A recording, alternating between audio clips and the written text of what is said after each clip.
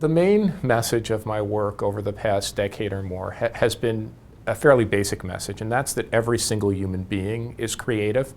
But then, as with anything, one has to put statistical parameters around what that means. And what I found is that in the United States and around the world, our society is really dividing into people who are principally paid to use their creativity at work, and those who may be quite creative, but they're principally paid to use their physical labor, or they're involved in low-skill service work.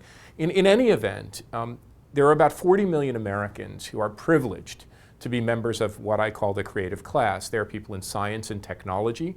There are people who are entrepreneurs who work in research and development. They're architects, they're designers, they work in arts and culture, the entertainment and media, and then the kind of classic knowledge-based professionals that great management thinkers like Peter Drucker taught us about.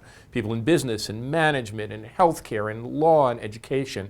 Right now in the United States, it's about 35% of the workforce. But what's interesting is through the terrible economic crisis we've had, while rates of unemployment for manufacturing workers went over 15%, and in some cases over 20%, and for people who do low-skill service work like food preparation or personal care, that kind of work went well over 10%.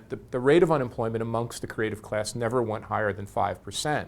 And we're on track to generate another 7 million of these jobs over the course of the next decade. And one thing that's really interesting, when I first look at the creative class in the original version of the book in 2002, in the most advanced regions of the country, places like San Francisco or the Silicon Valley or Boulder, Colorado or Austin, Texas or Seattle or Boston, Raleigh, Durham, Washington, D.C., there might have been 35 or 40%. Now in some of these regions, almost 50% of the workforce, we're sitting in Manhattan today, and in New York County, which is Manhattan, it's nearly half of the workforce is already in this creative class. And we have been able to look around the world, and I added a whole new chapter on that in this book. In some countries like Singapore, or in Sweden, or in Norway, or in Denmark, the Netherlands, already more than 45 to 50% of the workforce is doing this kind of creative class work.